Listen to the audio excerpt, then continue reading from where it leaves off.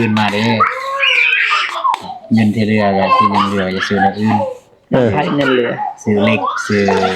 ปูนซื้อแหซื้อทรายบัดนี้สร้างในใจสร้างบ่ตัวสร้างมื้อนี้นี่ดินยังตัวสร้างในดินทมเติมอีกเติมกำลังทมทางดังทมเติมเพราะว่าเช้าเฮาสร้าง18นะจะสั่งทมเติมจักรถเกิดสั่งจักรถตามคาดก็10รถอยู่ทางหลังคั่นเด้เด้อรถเท่าไหร่รถนึงก็600,000เป็น600,000สิบรถก็6ล้านได้6ล้านตอนมาดามโอ้ยเข้มสุดล้านเลยเป็นยังคือว่าน้องเดิมเพิ่นสิเลิกเฮ็ด YouTube บ่เลิกเอาเกกอมลังกองล่ะจนสิผิดกัดลังกองบางทีเฮาเว้ามันบ่ม่วนแต่ว่ามันก็มีความหวังดีเพิ่นก็ได้เลยติรายได้จาก YouTube น้องเดิมแล้วก็หลายคนเนี่ยเบิ่งหลายคนเนี่ยว่าในคอมเมนต์เห็นอยู่คอมเมนต์ก็บ่เจ็บว่าน้องเดิมหน้าเศร้าโยนเบ้าเจ็บมันบ่แม่นเด้อพี่น้องเอ้ยถ้าบ่ได้อยากฮู้ก็แต่น้องเดิมก็มีเฟซเนาะทักไปหาน้องเดิมเลยถามเรื่องราวส่วนตัวของน้องเพิ่นเลยน้องเพิ่นทักสิเล่าอยู่ดอกเนาะอันนี้ก็ราคาอยู่ราคาจะมาส่งดินก็บ่เห็นมาเทื่อมาส่งดินแม่นสิลองโทรหาอีกแต่เมื่อวานแหละนัดกันตอนเช้าก็โทรนำมาอีกพี่น้องเอ้ยเนาะมาอยู่ที่บ่อ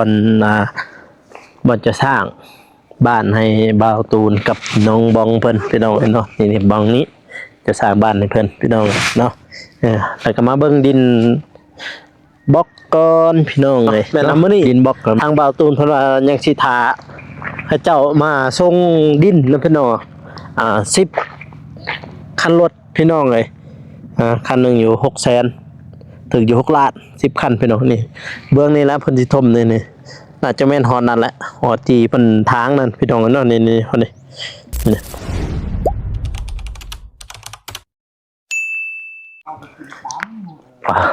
พี่น้องเอ้ยเนาะเปิดภาพมามื้อนี้ก็มาอยู่ที่บ้านบ่าวตูนเด้อพี่น้องเด้อเถอะอันนั้นเป็นดินบล็อกเนาะพี่น้องเนาะแล้วก็เสามีครบเรียบร้อยพี่น้องเลยอยู่ที่บ้านบาตูนพี่น้องเนาะเมื่อนี้เป็นสวนบ้าเพิ่นตากกาแฟเห็นบ่นี่เพิ่นตากกาแฟแบบนี้เลยพี่น้องเลยอยู่แล้วก็ตากจังซี่เห็นบ่เป็นกาแฟอาราบิก้าพี่น้องเนาะอาราบิก้ากกตำพี่น้องเนาะเห็นบ่อยู่ที่บ้านบ่าวตูนเพิ่นพี่น้องนี่อันนี้ซ่านพี่น้องเนาะนี่เบิ่งนี่เป็นเฮือนพ่อแม่เพิ่นพี่น้องผู้ยังอยู่รถกับบ่าวเจ็บเพิ่นพี่น้องเนาะถือกันแหละ2คนเพิ่นนี่มาแต่ผู้มาตั้งแต่บ้านเพิ่นเลยพี่น้องเนาะบ่าวโกก็เลยมาแวะหาเพิ่นอยู่นี่เนาะพี่น้องเนาะมาวันนี้พี่น้องเนาะก็มาพบกับบ่าวโกอีกเช่นเก่าเช่นเคยเนาะพี่น้องเนาะก่อนอื่นมัดก็ครับสบายดีเด้อพ่อแม่พี่น้องเนาะเพราะว่าสิอยู่ภายในหรือว่าต่างประเทศก็ยินดีต้อนรับเข้าสู่ช่องบ่าวโกชนบทสปปลาวพี่น้องเนาะมื้อนี้ก็มาอยู่ที่บ้านบ่าวตูนพี่น้องเนาะมาเจอบ่าวเจ็บแน่นี่พี่น้องแต่ก่อนบัดนี่พี่น้องเอ้ยป้าโตกาแฟลายลีพี่ตากจังซี่เลยพี่น้องเอ้ยตากลายอิ่วแล้วก็มาตากพี่แล้วก็ไปสีอีกหอบนึงนี่ไปสีหอบนึงเลยก็จึงไปขายแต่ว่ามาสีนี่แพงเลยนี่ขายแบบนึงก็ได้คือกันไปหน่อยนี่แบบนี้เลยขายมะขาวนี่ก็แพงคือกันถ้าอยากขายมะขาวเป็นกาแฟอาราบิก้าเนาะพี่น้องโอ้โธ่หลายนี่เนาะกาแฟจันนี่เนาะกาแฟจันนี่ ไปสิเว้าเลยสวัสดีบ่เจ็บ สวัสดี หน้าตาเราพี่น้องเลย เกียรติ เนี่ย บักเกียง บักเกียง พวกเอง nó kiêng tẹt hẳn cọc มัน อื ตก ม ra hòn này จะปลูกเองบ่ à เฮ้ยสบายดี สวัสดีครับ เห็นว่าโอ้หน้าตาเราโอ้ย หล่อว่า ลอยแล้ว ว่าสันนี่ ลอยแล้ว ขายได้ว่า ขายได้ ขายแน่ขายบ่ออกมา ไป ฮะ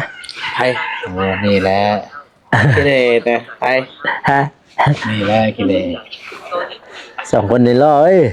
อยู่รวมกันในรอเลยเนี่ยพูดนะ แบ่ง บั กั ด นแบ่งกัน เอาคอมรอมาแบ่งเลยดู เปลี่ยนกัน เอาความรอมาแบ่งเลยดูเฮ้ย อยากหล่ออยู่ จากรออยู่ ไป สมมอ โอ้ ปลูกเองกับมือแม่คุณว่า อืม บ่ได้ใส่ปุ๋ย เห็นบ่ ส้ม ใส่ปุ๋ยเล็ง người làng kia cái chỗ มันไปใส่ปุ๋ยหวาน โอ้ผม ไอ้ดอกนี่บ่ไหวดอก ชมไหม cái nhỏ ngày chỗ เห็นมาชมแท้ tôi đi ra làm nó bàn บ้านเลยเนาะ để con hao phục ơi มาชมแท้ มาจะใส่เนี่ยมาจังไดเนี่ย มาหาตูนี่แหละจะมาชมแท้อ้ายพี่น้องเลยมาพบพ่อสองคนคนนี้อยู่บ้านบาวตูนพากันมาใช่เนี่ย มาจะไปนี่ไปซื้อซิมโทรศัพท์นะ สิซิม ที่ลงอันนั้นเด้สิเพราะว่าซองนอกผ่านน่ะเด้ มันจะได้เยอะแล้ อาจารย์มาได้ ลอง หลายคนในแบบนั้นเจ้หลายคนที่ว่าพอปีเศร้าเอ็ดเศร้าทองเศร้าสามนี่มันอันนั้นก็คือมันแบบว่า เอาบัดเจ้าคือได้จ้ะว่า ผมคอยเห็นได้ผมคอยเห็น อ้าว ตัวซองเก่าคอยยังอันนี้ได้ เอาจะว่าได้ของคอยมันก็ได้สัตว์ จะซื้อซิมไหมแต่จะสิยืนยันตัวต้น อืม คันได้ก็ดีใจน้ำพยายามแต่มันบ่ได้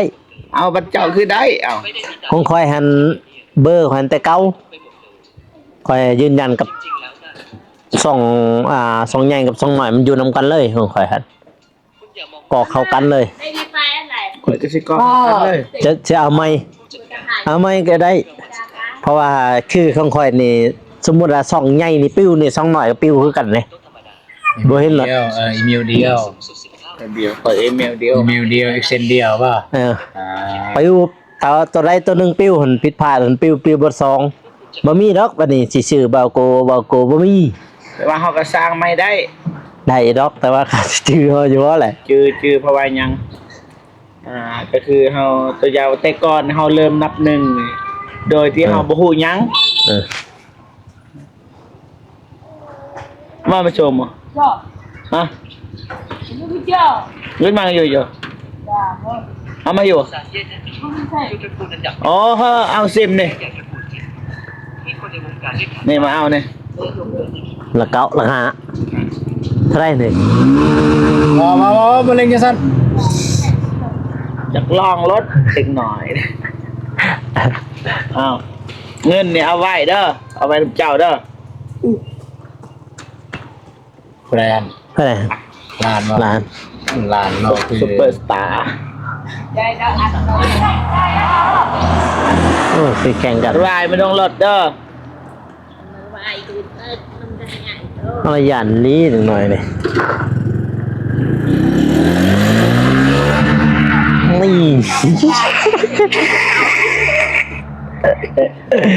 เห็นสมัยตัวเองเนาะ พอคนบ่เคย เราคิดเห็นสมัยในตะกี้เป็นเห็นมันมี ได้รถเนาะได้รถได้ขับเป็นแล้วเนาะ แมน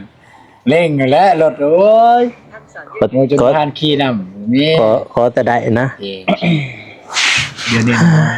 cho bà ชีวิตลูกพักเมีย อืม บ่ตะกี้น่ะว่าความจริงเลยตะกี้ตอนยังเป็นเด็กน้อยเนี่ยบ่ฮู้จักตายบ่ญาติตะกี้นี่ แบบไม่ได้เอาความเท่มาก่อน บ่ญาติตะกี้นี่ความ เด็กรถนี่เท่ ความตายเนี่ยบ่ญาติ เอาในบ่อ แบบบ่ฮู้นะว่าความตายคือหยังเด้นี่เด้อเข้าใจแล้วว่าคือตายนี่มันนะบ่ได้อยู่ในโลกนี่แหละ เขาบอกฮอดใส่เลยตัวสอง ชอบ เขาบอกฮอดใส่เลย ฮอดกอกข้อมูลนั่นแหละ บอกเขาว่าสมุดมันปลิวนะ โอ้ สมุดมันปลิวคือแต่ก่อนเฮาจะเล่าว่าแต่ก่อนเฮาบ่ฮู้หยังเฮาก็สร้างซองขึ้นมา อืม โดยที่เฮาบ่ฮู้หยังบ่มีประสบการณ์หยัง อืม แต่ว่าตอนนี้นี่เฮาสิง่ายกว่าเก่าหนึ่งเฮามีประสบการณ์แล้วเฮาฮู้แล้วคือแบบใด FC ก็รู้จักทำอะไรบอกกับบ่หลายแต่ว่ามีคนรู้จักแล้ว ถ้าสมัครก็ตัวอย่างว่าแจกไอเตียงมาดันนี่แน่ช่องปิวหรือช่องใดก็รู้จักไอเตียงในเตียงแล้วมาดันให้เพราะว่าไอเตียงเราซอยอยู่แล้ว เออ ออมซอย เออ เห็นมาคลิปเฮาเมื่อวานกับบ่ตูนนี่ซอยเราเตียง ออกดอกพลน่ะเด้ซอยคนเอาก็บ่ฮู้ถ้าเป็นถามมาซื้อมาขายเอ้าอยู่ดอนสา เตียง จุ่มรถเหมือ จุงรถเมื่อ แม่นจักหลอกบัดเมื่อฮอดบ้านคิดได้ ดาวได้ โอ้นี่แหละซอยกันไป ดันกันไปเห็นไหม เคยเตียงแล้วเว้าในซอยคนบ่ต้องใช้เงินก็ได้บ่แม่นว่ามันสิใช้บ่มีเงินแล้วบ่อยากถ่ายคลิป อืม ซอยบ่ได้บ่แม่นแล้วซอยคนก็ซอยนี่เฮ็ดอันนี้เฮ็ดหมู่แบกคนเฒ่าในแบกซอบกาแฟหักไปแบกซอยซอยงั้นให้ความรู้ก็ซอยตัวอย่างเด็กน้อยก็นี่คือขับรถนั่นนั่นอย่างก็ซอยแบบตักเตือนไว้แบบนั้นก็ซอยให้ความรู้ก็ซอยตัวอย่างเขากำลังแก้ไขหยังบ่เป็นนั่นนะฮะก็อันใดที่เขาเป็นเขาก็ไปบอกไปสอน แต่ว่าถ่ายคลิปแล้วว่าซองน้อยอันบ่นี่ซองน้อยตัวจะว่าหั่น ผ่านละลง3คลิป ผ่าน โอ้ดีคือว่าบ่ ระดับเบาเตียงเว้ามันก็ต้องผ่านอยู่แล้ว ตะกี้ดีเด้ตะกี้ซอง3คลิปผ่านตะกี้ตีตันก็เฮ็ดเกี่ยวตะกี้เพื่อสิผ่านไว้น้อยๆพุ่นขึ้นฮู้กับอันนั้นบาเล่ตะกี้อันไปจูงรถสมเอ็กไปจูงรถตอนนั้นขึ้นค่อยซะมันนี่ตอนไปนำกันตะกี้อัน แต่ก็บ่เลยวะ ไปบ้าน เดี๋ยวนี้คือบ่ไป ฮะ บ่ บ่ถือกันปานใดก็บ่เลยบ่ถือกัน เลยบ่ได้ไปแต่ว่าได้จักเพิ่นยังเฮ็ดอยู่บ่ YouTube แต่ว่าบ่เห็นเพิ่นลงคลิป บ่ได้ติดตามบ่ ไปคนละทรายอะนะก็บ่เลยเราง่ายๆซะไปคนละทราย อืม ผู้หนึงสายเปิดใจผู้หนึงสาย ไปบุญ สายบุญ แต่ว่าเพิ่นก็แต่ว่าสิเปิดใจเบิดเลยก็บ่เพิ่นก็มี มีซอยแน่ยะ เออ เปิดใจอันละเปอร์เซ็นต์เปิดใจ 80% 90% แล้วก็ซอยบุญก็มีคือกันแบบสะพานบุญเนี่ยเขาซอยเฮ็ดเฮือนอีจังนะเฮือน นิดบ่ ฮะน้องอีจังโตก็ไปเฮ็ดจังนะ บ่มี ไปเฮ็ดห้องน้ำพุ่นน่ะน้องวานหั่น หวาน ไปเฮ็ดห้องน้ำเพิ่นนั่นก็มีทางผู้ใหญ่เพิ่นแหละ บ่ได้ท้ายนะเอาบ่ได้ไปเฮ็ด วันนี้หลังจากนั้นก็ตัวเองตะกี้ก็คือบ่าวเล่แหละผู้ดันในตะกี้ได้ผู้ดันเฮ็ด YouTube ตะกี้นี่ดันแล้วก็ซอยกันไปแหละดันไปดันมาพอดีจนว่าผ่านไปปีหนึงพุ่นได้เพื่อสิผ่าน YouTube ฮอดเบิ่นน้อยๆ ปีหนึงแต่บ่ได้ลงคลิปทุกมื้อ ทีละ2-3คลิปที่หนึ่งหั่นนะตะกี้พุ่นได้เข้าอันนั้นพุ่นได้เข้าบ้านกันดอนพุ่นแลตะกี้เข้าไปทันคุมือไปพิษ ธรรมดาแหละ แล้วนี่หั่นต้องลืมซาวดาสั่น สาดานบ่ลืมแต่ว่าเพิ่นนั่นติแซนหาเพิ่นว่าสิไปถ่ายคลิปแล้วเพิ่นบ่ว่างมื้อนี้บางทีก็บ่ได้อยู่บ้าน คนโดเด้น้องดาคนงาม แต่ก่อน บ้านกระดอน หั่นจังแหละแต่ก่อนเพิ่นมาเฮ็ด พญานาคมีอยู่จริง พญานาคมีอยู่จริง มีอยู่ยาดีแกะพญานาคมีอยู่ยาดีแกะ นะบ่ตูนซื้อเพิ่นนั่นเนาะแม่นบ่ ยาดีแกะ พญานาคมีอยู่จริง เต็มเลยประตูเจ้าคนตัวเขาเข้าบางยาอยู่ไหนก็ติดรถเลี้ยงไก่เข้าในกองกะลางเหือ ไปจับไก่บ่ บ่ซื้อมาเลี้ยงแต่ยังมีพี่น้องอะไรยังมายาม ไก่ตอง เจน กิน โทรมา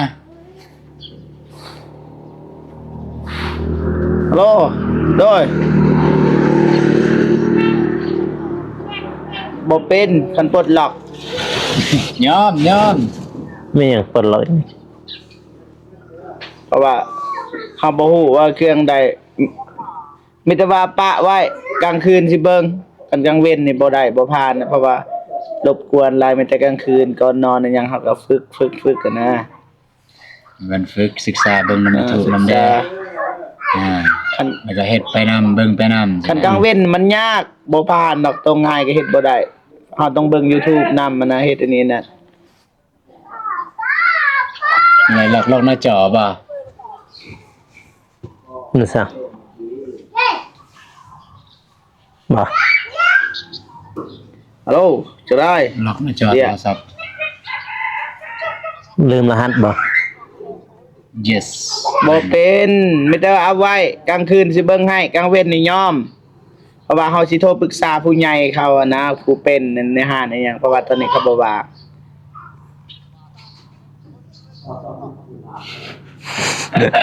บ่เป็นบ่เป็นมันยากก็เลยบ่คือแต่ก่อนเดี๋ยวสับคันแบบเครื่องแบบของจีนอหยังแต่ก่อนน่ะก็ปลดได้แต่ว่าเดี๋ยวนี้มันปลดยากนะ ระดับของแท้เนาะ โดยแฮง iPhone แฮงแล้วเลย โยไอโฟนบ่เป็นแท้ อยู่ในใจเสมอ บ่ เฮ้ย เป็นจังไดเบาโกเมื่อวานนี่ไปทางใด หวานเนาะมันจะไปแซ่นะหวานนี่ ไปทางใดบ่ มาแต่อ่าบุญทรงเงือเซกองมันก็มีแต่เข้าไปทางบ้าน เป็นอยู่จะไปเจอคนดัง เห็นนำคลิปอยู่เบาโกลงไปทีมงานทำบ่ได้ลงไปแต่เบาโกเพิ่นลงไปเพิ่นอัปเดตอยู่ เจอไปเจอสนะ ขอเงินเนาะ ฮะ สนับขอเงินบ่ ขอเลยในโต๊ะก็มีแต่ใบแทนมาเนี่ยเสียจังได๋เป็นมาเนี่ยนี่มีแต่ใบแทนมาเนี่ยสิบ่ให้ก็อ้ายขอเด้อนะอ้ายขอเด้อนะย่างมาแต่ถึงพุ่นละแต่ เจ้าก็ว่าเปลี่ยนก่อยก็มีใบเดียวนี่แหละ2ใบเปลี่ยนได้ สิเปลี่ยนจังได๋เป็นมานี่เฮาก็สิเปลี่ยนนำเราซะบ่ เปลี่ยนแหละบางทีเรามี QR ก็มี มีบ่มี บ่จักเช็ดเลยวันนี้กระเทินนะให้แล้วเลยซะ เพราะว่าอยู่หันกับผู้สาวลายแน่นะเอาเจ้าไกลเลยหนึ่ง วันนี้ให้แซน1เดี๋ยวไปเลยเนี่ยบ่เห็นเลยบ่เห็นสนไปเลยวันนี้ เอาจะบอกให้เราไปแล้วก็ไปเราได้เงิน ไปเลยจักไปใส่บู เล่นบอลนักเลงใบสาว ได้เงินละไปเลยเฮ็ด ป้าป้าห้องนั่นเลย วันนี้แต่นานก็ใครแน่เด้เกือบสิบ่ได้เห็นกระทรวงเฮือแล้วมันผู้ดีไปหั่นไปเจอตอนสิ่งที่1เลยตอนนั้นตอนไปหั่นแหละ บ่ได้ บันดาล จีนบ้าน อย่างสิ่งที่ บ้านด้านได้เนาะ อย่าง ช่วงเฮือ บ้านด้าน ช่วงเฮือผู้ดีเจอพอสิ่งที่1เลยบัดนี้เป็นบล็อกสร้างมาแล้วบ่เท่าไหร่จะกอด 1,500 ก้อน เบิดเท่าไหร่ 7 ล้านหา ตัวพัน พ่อแล้ว1,500 ก็บ่พอแต่หาก็ซื้อสำนีไปก่อนก็อยากซื้ออย่างอื่นมาเด้เงินที่เหลือก็ที่ยังเหลือจะซื้ออย่างอื่น ให้เงินเหลือ ซื้อเหล็กซื้อปูนซื้อแหซื้อทราย บัดนี้สร้างในใจสร้าง บ่ตัวสั่งมื้อนี้นี่ดินยัง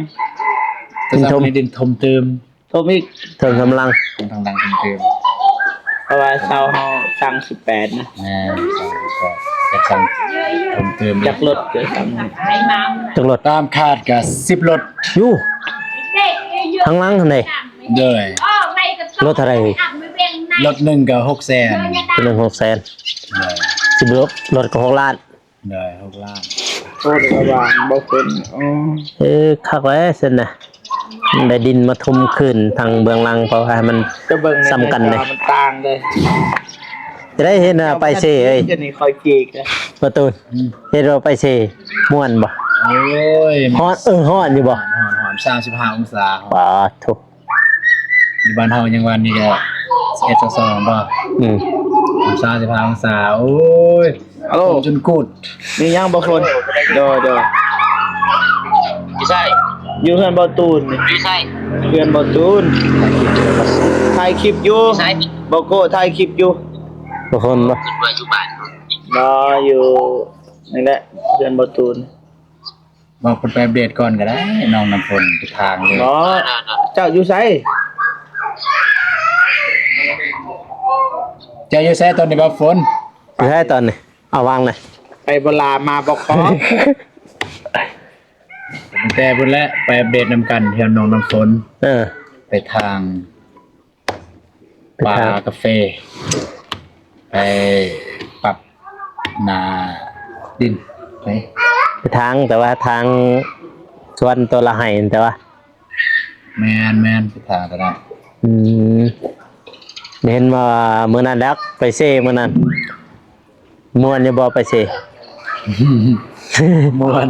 มันไปหมดทีมหมดทุกคนแห่งคักม่วนคึกคืนอันนี้ไปแต่บ่ฮอดครึ่งแล้วเนาะ เห็นต่ออันนั้นบ่ต่ออีหยังต่อจักจ่าผ้าจักเสื้อผ้าบ่ต่อนะต่อแล้วเหรอบ่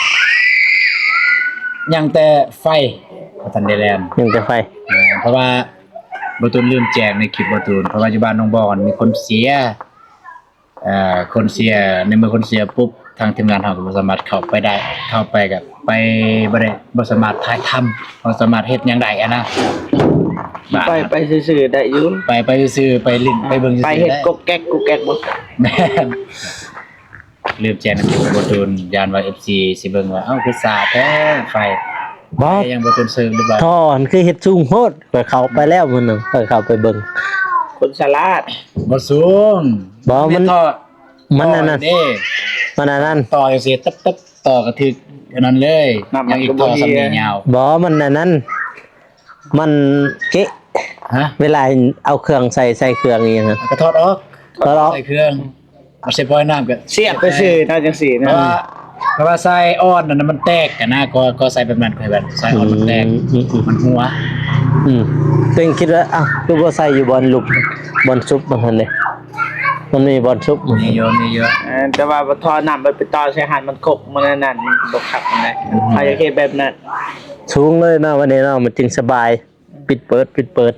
แต่ยังแต่ไฟเนาะวันนี้เนาะ อย่างแต่ไฟซื้อเรียบร้อยแล้วไฟแต่สิไปแลน ยังแต่แลนไฟก็แล้วมื้อนั้นนี่ตัวเองเข้าไปอยู่เหมือนกับเบาซ้ายมือจะไปอีสังทงวายบ่บ่ไปทงวายตัวเซตหาว่าไปทงวายฮะเพิ่นก็บ่ได้เข้าไปทงวาย แล้วน้ำลงก็เลย ฮะ แล้วน้ำลงก็เลย ห้องน้ำน้องก็ได้ทั้งแต่โบกทางหลังมันนี่ เท โบกแล้วก็เทแล้วก็ใส่ประตู แล้วก็ก่ออ่างก็แล้วบัดนี้มันยังอีก 2-3 ขั้นตอนนั่นแหละพอมีเขาเจ้ามาช่วยเด้เป็นมาช่วยมาถ่ายคลิปนำนั่นแหละมีสเปิดมือใหม่มีเบามิกกับเบาทรายพนันน้องทรายเบาน้องทรายแท้2คนเพิ่นเด้มาเฮ็ดงานอีช่างแหละเบามิกกับพ่อห้างนี่แหละ ยินเนาะยินแต่เบาน้องเด้อว่ะ นั่นได้ซื้อสอง ฮะ นั่นได้ซื้อสองครับบ่มิก เบามิก Channel คือบ่ใส่บ่มิกพอห่างเลย แจ็คเด้อ มันจะเข้ากับตัวเองนะนี่หลีเลย เบามิกพ่อห้างแล้วก็ บ่มิกพอห่าง ลูก2ที่เขายินเบาหนึ่งว่า บ่มิกพอห่างลูก2ยาวเอาทักทายสวัสดีแล้วก็สวัสดีเพื่อนๆน้องยินดีต้อนรับ2บ่มิกพอห่างลูก2คือเก่า น้องอายน้องคิงๆเลยเนาะ 2คนเพิ่นเด้เบามิกกับเบาทราย แสดงว่าไอ้น้องนี่ลูกกกมันบ่ จักเด็กเขาก็บ่ถามว่าผู้ใดเป็นลูกกบผู้ใดเป็นลูกกลางแล้วก็ผู้หนึงอีกลูกหลาจักผู้ใดนะจักคนไอ้น้องเพิ่นก็ยังบ่ได้ฮู้เลยมีแต่มื้อปีใหม่หันค่อยเข้าไปกับเบาเมก เห็นอยู่ญาติพี่น้องเพิ่นมาช่วงปีใหม่มือพาบ่าวเมฆไปเที่ยวหั่นไปเที่ยวท่าแต้งเซกองจากเซกองไปปักซองไปลินสงกรานต์น่ะบัดนี้แหละบ่าวตูนและบัดนี้สิไปสงกรานต์แต่ว่าไปนำบ่ ไม่ได้ หวยสงกรานต์ปีใหม่เลย อ๋อ เดือน พี่บุคามาบ่เจ็บบ่เจ็บบ่เป็นบ่ไข้บ่ปวด มีเงินมีคำสะดวกทุกอย่างก็ไป อืม หา3ล้อไปแล้วเฮ็ดรถ3ล้อไปขี่รถ3ล้อไป กินรถจักรนั่นแหละ ช่องเราสร้างปัน 3ล้อรถ3ล้อรถซาเล้งนี่เลย ไปสิครับ มีหลายคนเลย ไปสิครับบัดนี้ ไปครับเองนะ ไปเลยเอาน้องบองมานำ นั่นยืน เดิมนั้น รถ น้องพรมานำโอ้ยเต็มสุดบานเลย ไปยังคือว่าน้องเดิมเพิ่นสิเลิกเฮ็ด YouTube บ่ บ่เลิก หมดเลย เอาเกยกอมลังกองนะจนสิผิดกัดลังกองบางทีเฮาเว้ามันบ่ม่วนแต่ว่ามันก็มีความหวังดี ไม่ มา ให้ แต่ เราดูความบางดีดูความรักดูความว่าเขาอยากให้น้องเพิ่น เฮาพยายามอธิบายลังกองนักกว่านี้เฮาว่า FC เขาฮักนะเขาฮักน้องเพิ่นหลายเขายอมมาติดตามนะบ่แม่นว่าสิเฮ็ดแล้วก็อยากเลิก เพิ่นก็ได้เลยติรายได้จาก YouTube น้องเดิม แล้วก็หลายคนเนี่ยเบิ่งหลายคนเนี่ยว่าในคอมเมนต์เห็นอยู่คอมเมนต์ก็บ่เจ็บว่า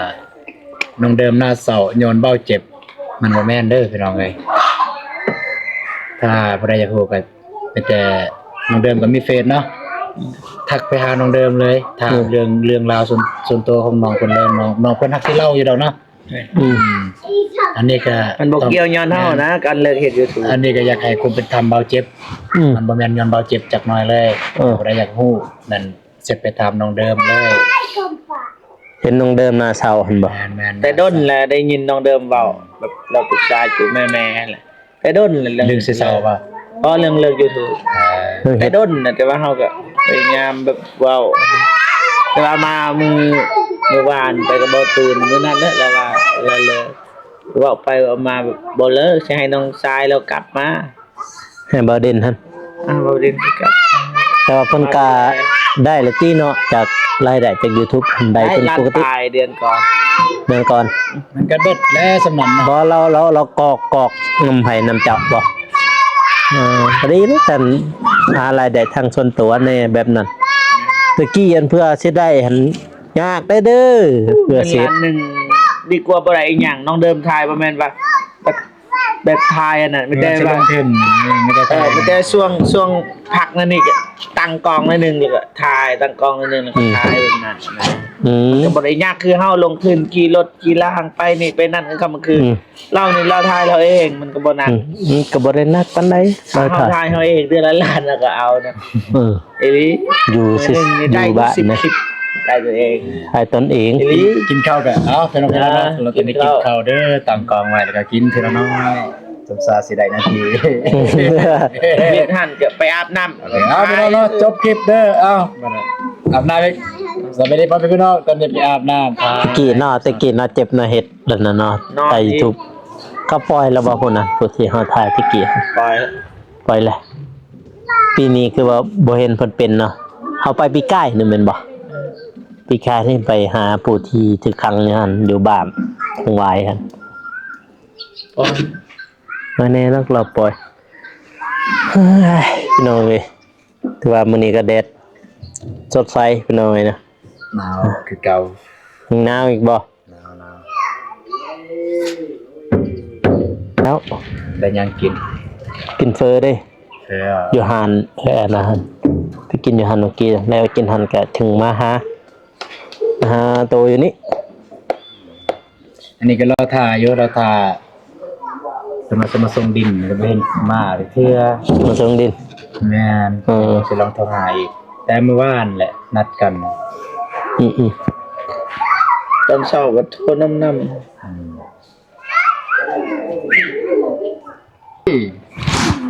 เด้ยนี่ได้เนาะเพิ่นสิมาส่งอยู่บ่ ดิ้นบ่ เด้ย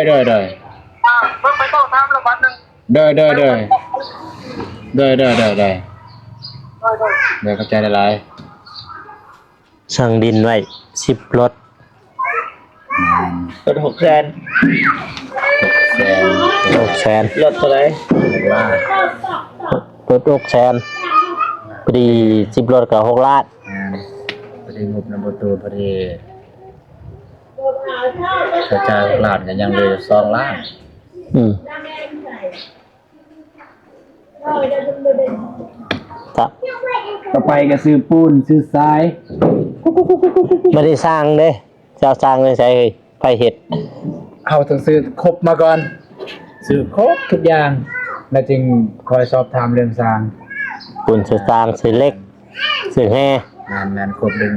ครบก่อนซื้อเหล็กซื้อแฮซื้อทรายซื้อปูนอย่างครบก่อนแล้วก็จึงปรึกษาสร้างเพิ่น ถ้าไปสิเฮ็ดแต่นาเพิ่นสิเอานำตัวใดแล้วเนาะเอาสิไหวบ่นะ ต้องทำละเอี ตาม ยด ที่ทีมงานแนะนำนะตามที่เบาเตียงแนะนำเพิ่นก็เฮ็ดแบบนั้นอันนั้นตามขั้นตอนตามเพิ่นบอกเลยบ่ตูนเฮ็ดนี่ก็ตามเพิ่นเว้าเลย ซื้อดินซื้อปูนซื้อหยังก่อนเนาะ แม่นคือ18เช้าอันก็เพิ่นแนะนำแบบนั้น เด้อ ก็ทางผู้ใหญ่เพิ่นก็ให้ปรึกษาเบาเตียงนั่นแหละบ่ได้บ่ตูนปรึกษาเบาเตียงบ่ได้เบาเตียงเพิ่นก็แนะนำแบบนั้นเอา18เช้าก็บ่ตูนยังคิดภาพบ่ออกว่า18เช้าเป็นอะไรแล้วแต่ไอ้เตียงเพิ่นสิจัดการอะไรจังได๋เพิ่นลงมา ช่วงนี้ไอ้เตียงมันอยู่สิโปนบ่ น่าจะแม่น คือเฮ็ดลงมาส่งน้องกระแต นี่ แม่บ่ อยู่เซปนน้องแต่ต่ำคาหักนะเปิดภาพใหม่พี่น้องเนาะมาอยู่ที่บอนจะสร้างบ้านให้บ่าวตูนกับน้องบองเพิ่นพี่น้องเนาะนี่บองนี้จะสร้างบ้านให้เพิ่นพี่น้องเนาะแล้วก็มาเบิ่งดินบล็อกก้อนพี่น้องเลยเนาะดินบล็อกก็มีทั้งหมดก็1,500 ก้อนพี่น้องเนาะเพิ่นเอาลงมื้อนั้นเปล่าอันนงเพิ่นว่าลงพี่น้องอยู่นี่ดินบล็อกนี่เตรียมพร้อมนี่แหละดินบล็อก1,500 ก้อนแต่เสาแม่น18เสาพี่น้องเลยเป็นเฮือนโมเดิร์นเด้อพี่น้องเด้อนี่นะนี่18เสายาวเติบเด้อเฮ้ยจัก5เมตรหรือ6เมตรนี่แหละตัว4เมตรบ่ลืมนะเพิ่นเว้าในมื้อนั้นนี่ที่ดินเนาะพี่น้องเนาะนี่ก่อนที่จะสร้างบ้านให้บ่าวตูนกับน้องบ้องเพิ่นพี่น้องเนาะแม่นมื้อนี้ทางบ่าวตูนเพิ่นว่ายังสิท่าให้เจ้ามาส่งดินเนาะพี่น้อง10คันรถพี่น้องเลยคันหนึงอยู่ 600,000 ถึงอยู่6ล้าน10คันพี่น้องนี่เบื้องนี้แล้วเพิ่นสิถมนี่น่าจะแม่นฮอดนั่นแหละฮอดที่เพิ่นทางนั่นพี่น้องเนาะนี่ฮอดนี่พอเพิ่นทางแต่อยู่ในกล่องพยาเข็นปานใดนี่เห็นบ่ฮอดกกกระเพต้นนี่แหละนี่เพิ่นสิชมไปจังซี่พี่น้องเนาะพอมื้อนี้เพิ่นสิทาทั้งกระเจ้ามาส่งดินเนาะพี่น้องเนาะบ่ตื่นเพิ่นทากระเจ้ามาส่งดินมาถมบอนที่จะสร้างบ้านให้เพิ่นพี่น้องเลยเนาะนี่บอนนี่น่าจะฮอดต้นกล้วยพุ่นแหละเนี่ยฮอดต้นกล้วยต้นนี้นี่ประมาณนั้นพี่น้องเลยเนาะเห็นบ่พี่น้องเลยเนาะทางบ่โกเองก็สิได้จบคลิปเด้อพ่อแม่พี่น้องเนาะก็อย่าลืมฝากกดไลค์กดติดตามเนาะเพื่อเป็นกำลังใจให้บ่โกเฮ็ดคลิปต่อๆไปให้พ่อแม่พี่น้องเพิ่นได้เบิ่งได้ชมเนาะพี่น้องเนาะว่าแล้วก็สิอัปเดตบ้านบ่าวตูนไปเรื่อยๆให้พ่อแม่พี่น้องเพิ่นได้เบิ่งได้ชมพี่น้องเลยเนาะบ่ว่าสิเป็นฝั่งไทยฝั่งลาวก็อย่าลืมเนาะพี่น้องกดไลค์กดแชร์หรือว่าอย่าข้ามโฆษณาเนาะพี่น้องเนาะนั่นแหละคือกำลังใจให้บ่าวโกพี่น้องเลยเนาะบัดนี้ก็บ่าวโกสิขอตัวลาไปก่อนพี่น้องเนาะหรือว่าคลิปหน้าเจอกันใหม่พี่น้องคลิปนี้ก็บ่มีหยังมากมายก็อย่าลืมเนาะเพื่อเป็นกำลังใจให้บ่าวโกเด้อพี่น้องเนาะสำหรับคลิปนี้ขอกล่าวเข้ามาสบายดีพี่น้องแล้วเจอกันอีพีหน้าหรือว่าคลิปต่อๆไปเนาะพี่น้องเนาะบ๊ายบาย